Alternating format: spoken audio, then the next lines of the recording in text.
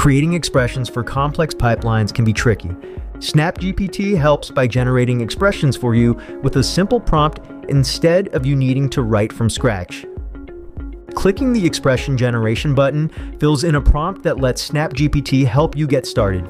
It gives clear steps to follow to make the process stress-free.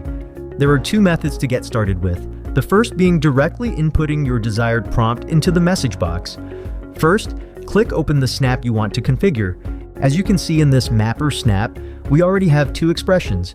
If we want to add a third, we can ask SnapGPT to help do that. We can input any desired expression we want SnapGPT to give, such as one about date and time. Before it provides the result, it will ask to validate the pipeline as it works on generating the expression. Once it configures the snap, a window will pop up with the result and suggested mappings. You can see here the date and time in the mapping table. The expression we want to input is ready here, under My Mappings. So all we have to do is check off the new expression and hit the Keep button. Then you can see the new expression populate in the snap. Method 2 allows you to generate an expression from within the snap itself. Let's back up to our original snap to try Method 2.